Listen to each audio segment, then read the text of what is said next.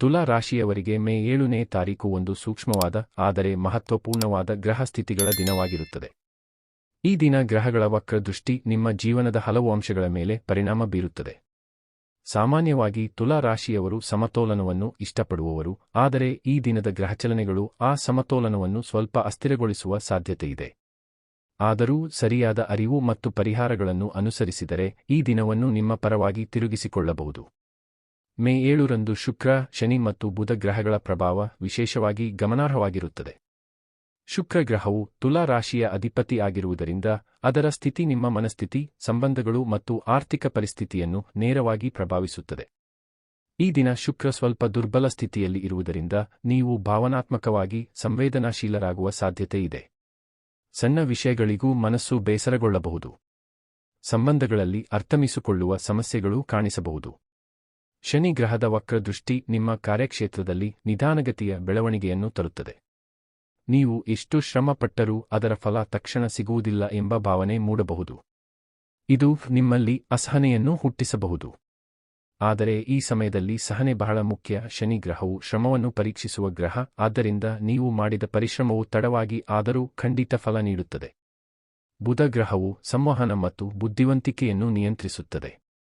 ಈ ದಿನ ಬುಧನ ಸ್ಥಿತಿ ನಿಮಗೆ ಮಾತಿನಲ್ಲಿ ಎಚ್ಚರಿಕೆಯಿಂದ ಇರಬೇಕೆಂಬ ಸೂಚನೆಯನ್ನು ನೀಡುತ್ತದೆ.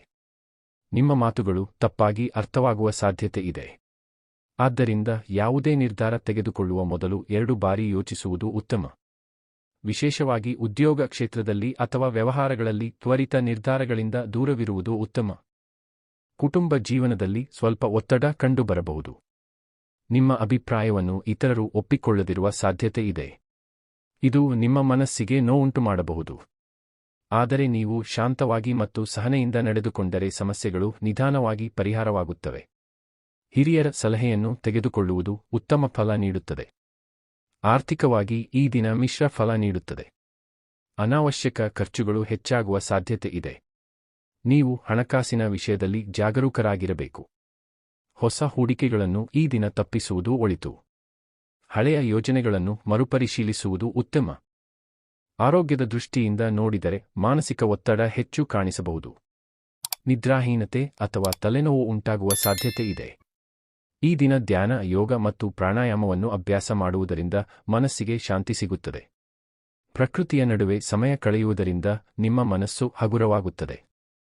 ಇದಕ್ಕೆ ಪರಿಹಾರವಾಗಿ ಕೆಲವು ಸರಳ ವಿಧಾನಗಳನ್ನು ಅನುಸರಿಸಬಹುದು. ಶುಕ್ರನ ಅನುಗ್ರಹಕ್ಕಾಗಿ ಶುಕ್ರವಾರದಂದು ಬಿಳಿ ಬಣ್ಣದ ವಸ್ತುಗಳನ್ನು ದಾನ ಮಾಡುವುದು ಉತ್ತಮ.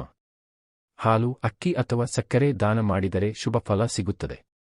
ಶನಿ ದೋಷ ನಿವಾರಣೆಗೆ ಶನಿವಾರದಂದು ಎಳ್ಳೆಣ್ಣೆ ದೀಪ ಹಚ್ಚುವುದು ಹಾಗೂ ಬಡವರಿಗೆ ಅನ್ನದಾನ ಮಾಡುವುದು ಉತ್ತಮ. ಬುಧನ ಶಾಂತಿಗಾಗಿ ಹಸಿರು ಬಣ್ಣದ ವಸ್ತುಗಳನ್ನು ಧರಿಸುವುದು ಮತ್ತು ಗಣಪತಿ ಆರಾಧನೆ ಮಾಡುವುದು ಒಳಿತು. ಈ ದಿನ ದೇವಾಲಯಕ್ಕೆ ಭೇಟಿ ನೀಡಿ ಪ್ರಾರ್ಥನೆ ಮಾಡುವುದು ನಿಮ್ಮ ಮನಸ್ಸಿಗೆ ಶಾಂತಿಯನ್ನು ನೀಡುತ್ತದೆ. ವಿಶೇಷವಾಗಿ ಲಕ್ಷ್ಮಿ ಮತ್ತು ವಿಷ್ಣು ದೇವರ ಆರಾಧನೆ ನಿಮಗೆ ಆರ್ಥಿಕ ಮತ್ತು ಮಾನಸಿಕ ಸ್ಥಿರತೆಯನ್ನು ನೀಡುತ್ತದೆ. ಬೆಳಿಗ್ಗೆ ಎದ್ದು ಸೂರ್ಯನಿಗೆ ಅರ್ಘ್ಯ ನೀಡುವುದು ನಿಮ್ಮ ದಿನವನ್ನು ಉತ್ತಮವಾಗಿ ಪ್ರಾರಂಭಿಸಲು ಸಹಾಯ ಮಾಡುತ್ತದೆ. ಒಟ್ಟಿನಲ್ಲಿ ಮೇ 7 ತುಲಾ ರಾಶಿಯವರಿಗೆ ಪರೀಕ್ಷೆಯ ದಿನವಾದರೂ ಅದೇ ಸಮಯದಲ್ಲಿ ಆತ್ಮಪರಿಶೀಲನೆ ಮತ್ತು ಬೆಳವಣಿಗೆಯ ಅವಕಾಶವೂ ಆಗಿದೆ.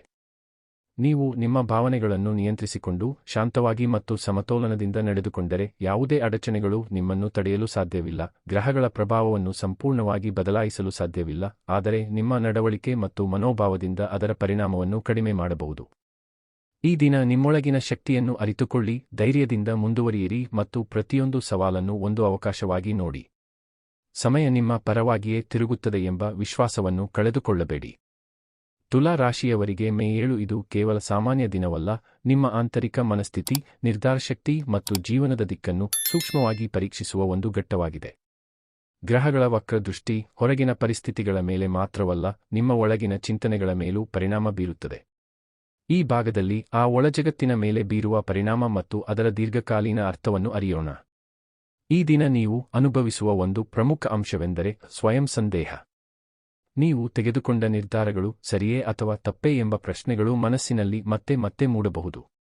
ಇದು ಬುಧನ ಅಸ್ಥಿರ ಸ್ಥಿತಿಯ ಪರಿಣಾಮ. ನೀವು ಹಿಂದೆ ತೆಗೆದುಕೊಂಡ ನಿರ್ಧಾರಗಳನ್ನು ಮರುಪರಿಶೀಲಿಸಲು ಇಚ್ಛಿಸುವಿರಿ. ಕೆಲವೊಮ್ಮೆ ಇದು ಒಳ್ಳೆಯದು, ಏಕೆಂದರೆ ಅದು ತಪ್ಪುಗಳನ್ನು ಸರಿಪಡಿಸಲು ಅವಕಾಶ ನೀಡುತ್ತದೆ. ಆದರೆ ಅತಿಯಾಗಿ ಯೋಚಿಸುವುದು ನಿಮ್ಮ ಆತ್ಮವಿಶ್ವಾಸವನ್ನು ಕುಗ್ಗಿಸಬಹುದು. ಆದ್ದರಿಂದ ಯೋಚನೆ ಮತ್ತು ಅನುಭವದ ನಡುವೆ ಸಮತೋಲನ ಕಾಯ್ದುಕೊಳ್ಳುವುದು ಬಹಳ ಮುಖ್ಯ. ಈ ಸಮಯದಲ್ಲಿ ನಿಮ್ಮ ಸುತ್ತಮುತ್ತಲಿನ ಜನರ ವರ್ತನೆ ಕೂಡ ನಿಮಗೆ ವಿಭಿನ್ನವಾಗಿ ಕಾಣಬಹುದು. ಸಾಮಾನ್ಯವಾಗಿ ನೀವು ನಂಬಿಕೆ ಇಟ್ಟಿದ್ದ ವ್ಯಕ್ತಿಗಳಿಂದ ನಿರೀಕ್ಷಿತ ಬೆಂಬಲ ಸಿಗದೇ ಇರಬಹುದು. ಇದು ಶನಿ ಗ್ರಹದ ಪಾಠ, ನಿನ್ನ ಬಲವನ್ನು ನೀನೇ ಕಂಡುಕೋ. ಈ ಸಂದರ್ಭಗಳು ನಿಮ್ಮನ್ನು ಸ್ವಾವಲಂಬಿಯಾಗಲು ಪ್ರೇರೇಪಿಸುತ್ತವೆ. ನೀವು ಯಾರನ್ನಾದರೂ ಅವಲಂಬಿಸದೆ ನಿಮ್ಮದೇ ಶಕ್ತಿಯಿಂದ ಮುಂದೆ ಸಾಗಲು ಕಲಿಯುವಿರಿ. ಪ್ರೇಮ ಮತ್ತು ಸಂಬಂಧಗಳ ವಿಚಾರದಲ್ಲಿ ಈ ದಿನದ ಗ್ರಹಚಲನೆಗಳು ನಿಮ್ಮ ಹೃದಯದ ಆಳದಲ್ಲಿರುವ ಅಸ್ಪಷ್ಟ ಭಾವನೆಗಳನ್ನು ಹೊರತರುತ್ತವೆ. ನೀವು ಹೇಳದಿದ್ದ ಮಾತುಗಳು, ವ್ಯಕ್ತಪಡಿಸದ ಭಾವನೆಗಳು ಹಠಾತ್ ಹೊರಬರುವ ಸಾಧ್ಯತೆ ಇದೆ. ಇದು ಕೆಲವೊಮ್ಮೆ ಒಳ್ಳೆಯದು, ಏಕೆಂದರೆ ಅದು ಸಂಬಂಧವನ್ನು ಸ್ವಚ್ಛಗೊಳಿಸುತ್ತದೆ. ಆದರೆ ತಪ್ಪಾದ ರೀತಿಯಲ್ಲಿ ವ್ಯಕ್ತಪಡಿಸಿದರೆ ಅದು ತಕರಾರುಗಳಿಗೆ ಕಾರಣವಾಗಬಹುದು. ಆದ್ದರಿಂದ ನಿಮ್ಮ ಮಾತುಗಳಲ್ಲಿ ಮೃದುವಾಗಿರಿ ಮತ್ತು ಎದುರಾಳಿಯ ಭಾವನೆಗಳನ್ನು ಅರ್ಥಮಾಡಿಕೊಳ್ಳಲು ಪ್ರಯತ್ನಿಸಿ. ಉದ್ಯೋಗ ಕ್ಷೇತ್ರದಲ್ಲಿ ನೀವು ಹೊಸ ಆಲೋಚನೆಗಳನ್ನು ಹೊಂದಿದ್ದರೂ ಅವುಗಳನ್ನು ತಕ್ಷಣ ಕಾರ್ಯರೂಪಕ್ಕೆ ತರಲು ಸಾಧ್ಯವಾಗದ ಪರಿಸ್ಥಿತಿ ಉಂಟಾಗಬಹುದು. ಇದು ನಿಮಗೆ ಅಸಹನೆ ತರಬಹುದು. ಆದರೆ ಈ ಸಮಯದಲ್ಲಿ ತಾಳ್ಮೆ ಇರಬೇಕು. ಶನಿ ಮತ್ತು ಬುಧನ ಸಂಯೋಜನೆ ಯೋಜನೆ ರೂಪಿಸು, ಆದರೆ ತ್ವರಿತವಾಗಿ ಜಾರಿಗೊಳಿಸಬೇಡ ಎಂಬ ಸಂದೇಶ ನೀಡುತ್ತದೆ. ನೀವು ಈಗ ಹಾಕುವ ಯೋಜನೆಗಳು ಭವಿಷ್ಯದಲ್ಲಿ ದೊಡ್ಡ ಯಶಸ್ಸಿಗೆ ಕಾರಣವಾಗಬಹುದು. ಆಧ್ಯಾತ್ಮಿಕವಾಗಿ ನೋಡಿದರೆ ಈ ದಿನ ನಿಮಗೆ ಒಳನೋಟ ಪಡೆಯುವ ಅವಕಾಶ. ನೀವು ನಿಮ್ಮ ಜೀವನದ ಉದ್ದೇಶದ ಬಗ್ಗೆ ಆಲೋಚಿಸುವಿರಿ. ನಾನು ಏಕೆ ಇದನ್ನು ಮಾಡುತ್ತಿದ್ದೇನೆ ಎಂಬ ಪ್ರಶ್ನೆ ನಿಮ್ಮೊಳಗೆ ಮೂಡಬಹುದು. ಇದು ಒಂದು ಜಾಗೃತಿ. ಈ ಸಮಯದಲ್ಲಿ ಧ್ಯಾನ ಮತ್ತು ಜಪ ಮಾಡುವುದರಿಂದ ನಿಮ್ಮ ಮನಸ್ಸು ಸ್ಪಷ್ಟವಾಗುತ್ತದೆ. ವಿಶೇಷವಾಗಿ ಓಂ ಶಂ ಶನೈಶ್ಚರಾಯ ನಮಃ ಮತ್ತು ಓಂ ಶುಕ್ರಾಯ ನಮಃ ಮಂತ್ರಗಳನ್ನು ಜಪಿಸುವುದು ಒಳಿತು. ಪರಿಹಾರಗಳ ವಿಷಯದಲ್ಲಿ ಇನ್ನಷ್ಟು ಆಳವಾಗಿ ಹೇಳುವುದಾದರೆ ಈ ದಿನ ನೀವು ನೀರಿನ ತತ್ವದೊಂದಿಗೆ ಸಂಪರ್ಕ ಸಾಧಿಸುವುದು ಉತ್ತಮ. ಬೆಳಿಗ್ಗೆ ನದಿ ಅಥವಾ ಸರೋವರದ ಬಳಿ ಸಮಯ ಕಳೆಯಲು ಸಾಧ್ಯವಾದರೆ ಅದ್ಭುತ. ಇಲ್ಲದಿದ್ದರೆ ಮನೆಯಲ್ಲೇ ನೀರಿಗೆ ತುಳಸಿ ಎಲೆ ಹಾಕಿ ಸ್ನಾನ ಮಾಡುವುದರಿಂದ ನಕಾರಾತ್ಮಕ ಶಕ್ತಿಗಳು ದೂರವಾಗುತ್ತವೆ. ಬಿಳಿ ಹೂವಿನಿಂದ ಪೂಜೆ ಮಾಡುವುದರಿಂದ ಶುಕ್ರನ ಅನುಗ್ರಹ ಹೆಚ್ಚುತ್ತದೆ. ಇನ್ನೊಂದು ಮುಖ್ಯ ಪರಿಹಾರವೆಂದರೆ ಮೌನದ ಶಕ್ತಿ. ಈ ದಿನ ನೀವು ಅನಗತ್ಯವಾಗಿ ಮಾತನಾಡುವುದನ್ನು ಕಡಿಮೆ ಮಾಡಿ ಹೆಚ್ಚು ಕೇಳಲು ಪ್ರಯತ್ನಿಸಿ. ಇದು ಬುಧನ ದೋಷವನ್ನು ಕಡಿಮೆ ಮಾಡುತ್ತದೆ. ನೀವು ಹೇಳುವ ಪ್ರತಿಯೊಂದು ಮಾತು ಶಕ್ತಿಯಾಗಿದೆ, ಅದನ್ನು ಜಾಗರೂಕರಾಗಿ ಬಳಸಬೇಕು. ಸಂಜೆಯ ಸಮಯದಲ್ಲಿ ದೀಪ ಹಚ್ಚಿ ಸ್ವಲ್ಪ ಸಮಯ ಶಾಂತವಾಗಿ ಕುಳಿತುಕೊಳ್ಳುವುದು ಉತ್ತಮ. ಇದು ನಿಮ್ಮ ಮನಸ್ಸನ್ನು ಸ್ಥಿರಗೊಳಿಸುತ್ತದೆ. ವಿಶೇಷವಾಗಿ ಎಳ್ಳೆಣ್ಣೆ ದೀಪ ಶನಿ ದೋಷವನ್ನು ಕಡಿಮೆ ಮಾಡುತ್ತದೆ. ನೀವು ಸಾಧ್ಯವಾದರೆ ಆ ದಿನ ಒಂದು ಬಡ ವ್ಯಕ್ತಿಗೆ ಆಹಾರ ನೀಡುವುದು ನಿಮ್ಮ ಕರ್ಮಫಲವನ್ನು ಶುದ್ಧಗೊಳಿಸುತ್ತದೆ. ಒಟ್ಟಿನಲ್ಲಿ ಮೇ 7 ತುಲಾ ರಾಶಿಯವರಿಗೆ ಒಂದು ಪರಿವರ್ತನೆಯ ದಿನ. ಇದು ಹೊರಗಿನ ಯಶಸ್ಸಿಗಿಂತ ಒಳಗಿನ ಬೆಳವಣಿಗೆಯನ್ನು ಹೆಚ್ಚು ಒತ್ತಿ ಹೇಳುತ್ತದೆ. ನೀವು ಈ ದಿನವನ್ನು ಸರಿಯಾಗಿ ಬಳಸಿಕೊಂಡರೆ ಇದು ನಿಮ್ಮ ಜೀವನದ ದಿಕ್ಕನ್ನು ಬದಲಾಯಿಸುವ ಶಕ್ತಿಯಾಗಿದೆ. ಸವಾಲುಗಳು ಬಂದರೂ ಅವು ನಿಮಗೆ ಪಾಠ ಕಲಿಸಲು ಮಾತ್ರ, ನಿಮ್ಮನ್ನು ಕುಗ್ಗಿಸಲು ಅಲ್ಲ. ನಿಮ್ಮ ಮನಸ್ಸನ್ನು ಶಾಂತವಾಗಿಡಿ, ನಿಮ್ಮ ನಿರ್ಧಾರಗಳಲ್ಲಿ ಸ್ಥಿರತೆ ತಾಳಿರಿ ಮತ್ತು ಗ್ರಹಗಳ ಸೂಚನೆಗಳನ್ನು ಅರ್ಥಮಾಡಿಕೊಂಡು ಮುಂದೆ ಸಾಗಿರಿ. ಆಗ ಈ ದಿನವು ನಿಮ್ಮ ಜೀವನದಲ್ಲಿ ಒಂದು ಹೊಸ ಅಧ್ಯಾಯದ ಆರಂಭವಾಗುತ್ತದೆ.